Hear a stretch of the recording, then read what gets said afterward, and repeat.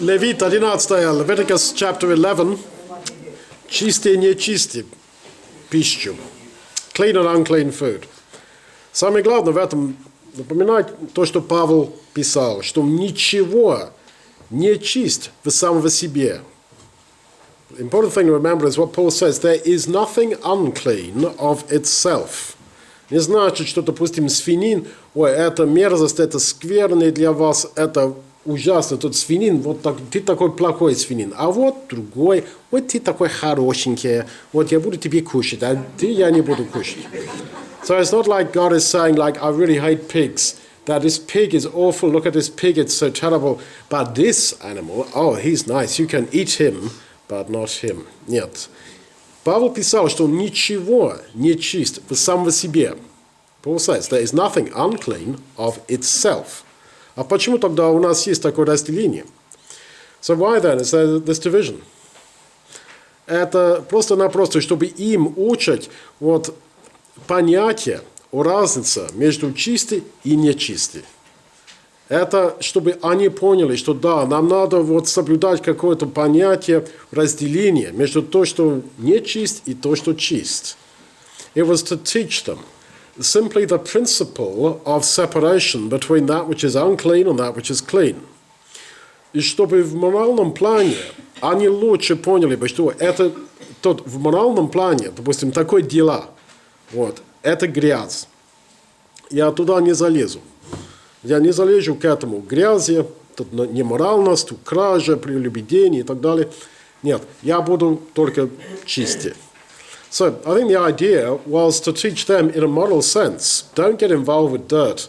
Don't get involved with, let's say, the dirt of adultery or whatever it might be, sin of some sort, stealing or theft or whatever. Keep yourself pure and focus upon that which is good, that which is clean. Так как в другом месте в законе Моисеева написано, что нельзя носить одежды, сделанные из разных материалов вместе.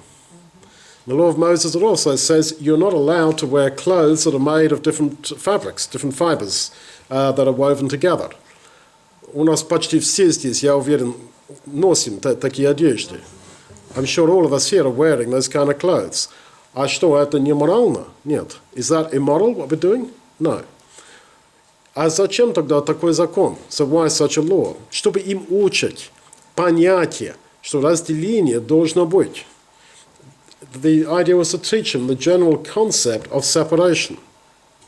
Вы знаете, что Иисус умер на кресте и закончил закон Моисеева. Это не для нас. You know, the Lord died on the cross, and therefore the law was taken out of the way. И либо мы под законом Моисеева, либо нет. Either we're under the law of Moses or not. Много церквей очень любят понятие десятину. The churches like the idea of tithing. Ой, потому что в Библии так написано. And they say, it's written in the Bible. Да, это в законе Моисеева. Yeah, it's in the law of Moses. Но тот закон уже закончился. Вполне. But it's completely finished. Это нельзя взять какой-то момент, фрагмент, устав из этого закона, сказать, что ухо, или свинин. Ой, такой шум. У адвентистов, свинин это нельзя, потому что в Библии написано нельзя. So you can't take bits and pieces of the law of Moses, for example, tithing, and you mustn't eat pork, and make this huge deal about it. Потому что, как Павел объяснил, если мы под законом, то придется вполне быть послушным все уставы, не просто в некоторых моментах. If you're going to be under the law of Moses, as Paul says, you've got to obey the whole thing. У меня тоже ощущение, что тот закон Моисеева был специально написан только для Израиля в своем землю и пока они были в пустыне. Also get the impression that the law of Moses was written specifically for Israel in their land and in the wilderness journeys. Даже в Езекииле и в пророках написано, что закон, в смысле Моисеева, был знак завета между Богом и Израилем. В субботу, например, написано, что это был знак завета между Богом и Израилем. Это не относится к язычникам. Now, the law, we're told in the prophets, particularly the Sabbath law, the law of Moses generally, was a sign of the covenant between God and Israel, but it was only a sign of it. And it's not intended, it was never intended for the Gentile world. Поэтому, перечитая целый список здесь, животных, да, все эти животные живут в Израиле. So, when you read through this list of animals, it's only talking about animals that live in Israel.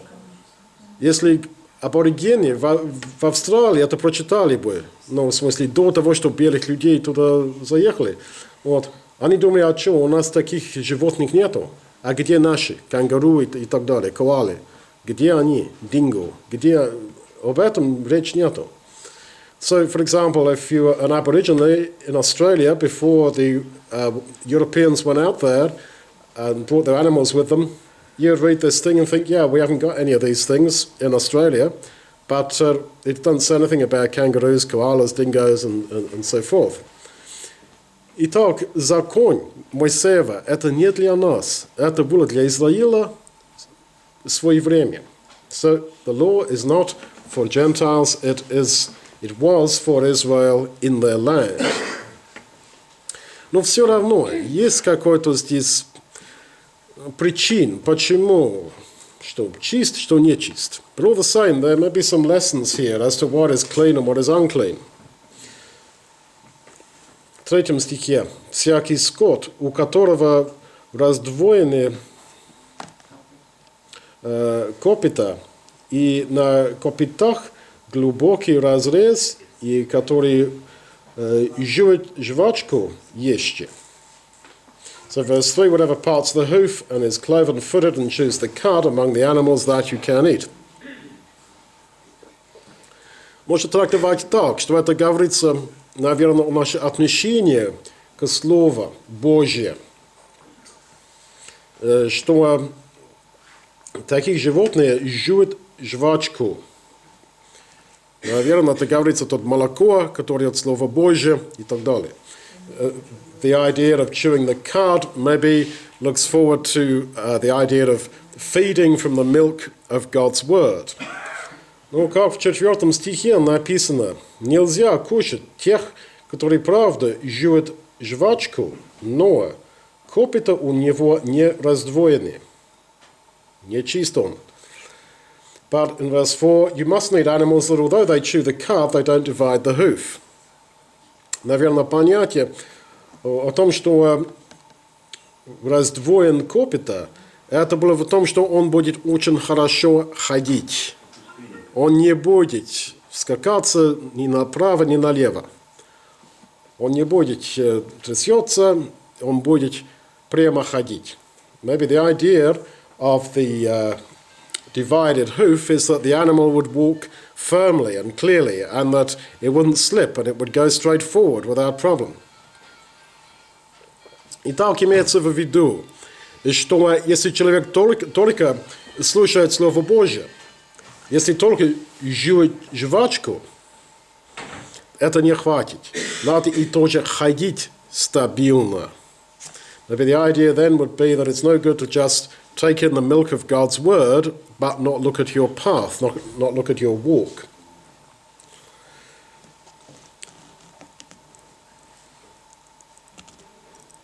Тоже 21, verse 21. Можно кушать тех, в принципе, птиц или такие животные, которые ходят на 4 ногах, но у которых есть в 21 голени выше ног, чтобы скакать ими по земле. It's possible to eat animals that go on all fours but leap upon the earth. Значит, можно кушать тех, у кого есть возможность чуть подняться из земельских дела. Наверное, можно так. You could say that means that, those who have the potential to raise themselves above earthly things, that they're clean, that's how we should be. Я не знаю, если такое толкование вообще стоит или нет. I don't know if such interpretation is really worth anything. По-моему, это все просто так, что ладно, надо понять, что есть разделение, четкое, ясное разделение в жизни между святой и не святой. I personally think the simple lesson was to make and to learn the division between the ideas of cleanness, cleanliness, holiness and unholiness in life. Потому что наша склонность это всегда как-то смешивать. Не черные, белые, но как-то смешивать вместе. Because our tendency is to not be black and white on moral issues, but to mix them. Например, сплетни. So you take gossip. Ну, у нас склонность, когда мы начинаем сплетничать, в этом моменте мы думаем, нет, мне надо это сообщить, информировать ту женщину. Ей надо знать, это из-за моей страшной любви к этому человеку, что мне надо ей просто сообщать о том, что соседка, по-моему, иногда выпивают. So, for example, you're about to gossip. And in that moment when you decide to gossip, you're thinking to yourself, I must tell this lady this thing, because actually it's because of my love for her, my care for her, I should just inform her that this woman probably drinks, or this other lady next to her probably drinks, or something like that. То есть в моменте грехопадения, например, насчет сплетни, да, мы как-то оправдаемся, что, да, это как-то мне надо это делать. At the moment of falling into sin, we tend to justify ourselves, thinking, but I need to do this. It's actually an act of righteousness. И нам нужно решить более конкретно, что нет, сплетни – это грех, не надо сплетничать, и все. It would be far better to make a clear division in your mind. Gossip is a sin. Don't gossip, Duncan. Be quiet. Don't start on it. И грех Израилева вообще с идолами – это тоже пример. And the sin of Israel with idols was another example. Они никогда не стали атеистами. Они никогда не сказали, Яхве, я тебе не верю. Я тебя не люблю, ты вообще для меня не Богом, ты вообще не существуешь. Нет, они никогда не так сказали. Israel never said to Yahweh, I don't believe you exist, I'm out with you, I'm finished with you, you're not even there. Нет. То, что они делали, они смешивали. Ладно, да, Бог, Яхве, ты там, да, верю, согласен. А вот этих идолов и тоже мое. Они смешивали и думали даже, что я могу служить Господу через того, что я буду служить тот идолу. Они смешивали. They had these idols on the basis that, this is one way in which I can serve Yahweh, by serving these idols. It's one way of serving God. Или брат считает, что, если я могу стать богатым, как я могу служить Господу? Or brother might think, if only I could be wealthy and rich, how I could serve the Lord. И вот весь стремление, чтобы зарабатывать побольше, чтобы покупать хорошую машину. И не только машина, а потом Мерседес, потом дом, потом дача. Оправдая в том, что мне это надо, чтобы служить Господу. And he thinks, well, I need to get a car, now I need a Mercedes, then I need a bigger house, then I need a summer house, I need a holiday house. Because of my service to God, I'm going to use it for God. And this is self-deception. То, что надо, это четко решить, что нет, это мерзость, это грех. Я не буду так думать. He needs to decide, no, this is all sin, this is all worldliness. I don't want all that stuff. Поэтому Бог просто так дал им практиковать, как тренировку. Практиковать тот способность делить свет с тьма. So I think that this whole thing about clean and unclean animals was to give them a training ground, was to give them some practice in dividing light from darkness. Помните, как мы прочитали во 2 Коринфянам? Remember how we read in 2 Corinthians? Бог, который сперва сказал, да будет свет, светил в нашем сердце. То есть то новое творение начинается внутри человека посредством Духом Святой. В том, что мы начинаем видеть, что есть свет, есть тьма, и есть капитальная разница. So God shined in our hearts, just as He said, let there be light. And in the new creation, therefore, it all begins with this understanding that there is light and darkness. that we are not to call good evil and evil good. 24, 25, и довольно часто мы читаем, что, ладно, если человек прикоснется к трупу их, нечист будет до вечера. А если кто возьмет труп их, должен омыть одежду свою, и нечист будет до вечера. То есть ему надо побольше делать. Ему надо не только быть нечист, а тоже омыть одежду свою. Если он сознательно, специально возьмет труп. I see in 24 and 25, there's a difference between the person who almost accidentally touches the carcass of the unclean. They are to be unclean until evening. But the person who consciously, as an act of conscious action, carries the carcass, must not only be unclean until evening, but wash their clothes. Тоже 40, and also verse 40. Тот, кто будет есть такое животное, должен омыть одежды свои, и нечист будет до вечера. And likewise, verse 40, he who eats the carcass of an unclean animal must not only be unclean till evening, but wash his clothes. Каждый раз мы читаем о том, что надо омыть одежды. Это говорится о крещении. Это прообразом крещения. Every time I suggest in the Old Testament, when you read about the need to wash clothes, I reckon this is something looking forward to baptism. Значит, во время крещения мы как-то показываем о том, что я не только случайно нечист, случайно коснулся нечистота. Я специально носил труп нечистого животного, я специально, сознательно это кушал. So, when you are baptized, this is a recognition, a confession that we have consciously sinned, that it wasn't just chance and bad luck and unintentional that I picked up, I bumped into an unclean animal. We have consciously picked up the carcass, we have carried it, we have eaten it. И суд закончится 44 и 45.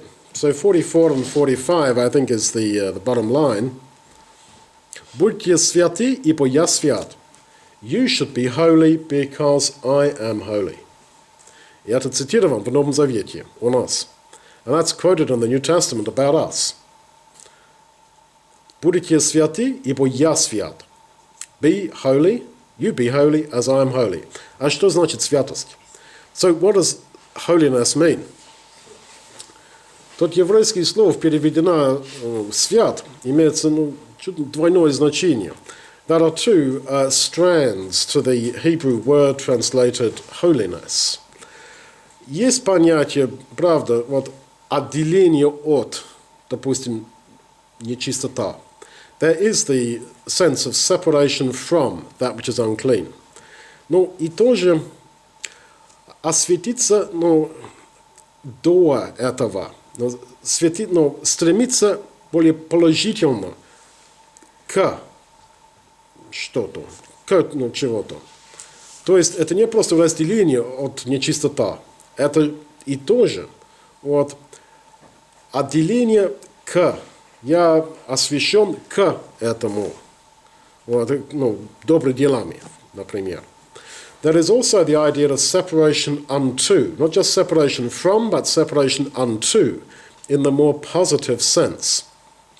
Итак, это не просто вопросы, как-то держаться от греха. Ой, вот такой нечистота, хорошо, я не буду. It's not just a question of separation from sin, I won't touch that unclean thing. Это более положительно. И чтобы в практическом плане кое-что положительно делать и быть, для другого человека. The idea is to be separated unto a new life, to be positively, proactively do that which is good and positive. Например, вечером сидеть в квартире, как-то уделяться всякие нечистота, как ты молодец. Вот, не пьешь, не это, не это. Вот, а что? Ты там сидишь в квартире, считаешь себе вот такое хорошее, что я не делаю это. Это я не делаю, это я не трогаю. Это все отрицательно. So what you do is sit in your flat in the evening, thinking, I'm not getting drunk, I am not doing that, I am not watching that, I'm not this, that, and the other. This is all negative. It's not unnecessary, but I observe it as all negative. Более положительно, это не просто сидеть в квартире вечером. Но звонить кому, писать кому, кое-что положительно делать для Господа. Это святость. So I think the idea is to sit in your flat and do something positive. Phone somebody, write a letter, do something positive for others. Study the Bible or whatever. That is holiness, separation unto. Конечно, есть такие споры, что это полезнее для здоровья, не кушать свинину и так далее. Но, ладно, есть преимущество на этом уровне, наверное, в этом послушность Богу. Но я не думаю, что это главное. Now, I know there is argument that if you obey these laws, yeah, it's better for your health, it's better not to eat pork, it's better to eat these other sort of animals. Maybe that's true. I don't know. But I don't think that that is the main point. Тоже здесь понятно, что Бог разрешал кушать мясо, а чистое мясо. Спор о том, что христианин должен быть вегетарианин, это нет, это не по-библейски. Так как Павел сказал, что Бог творил все мясо для нашей пользы. I also observe that the law here says that you can eat clean meat. You can eat clean meat. So the argument that we should be vegetarian is absolutely wrong, because Paul clearly says that God created meat for man to eat. That's what he says. And here it's absolutely justifying the eating of meat, although clean meat. Итак, вот прямо до ужина. Наши сосиски уже готовы, наши свиньи. We're just getting ready to eat our sausages tonight.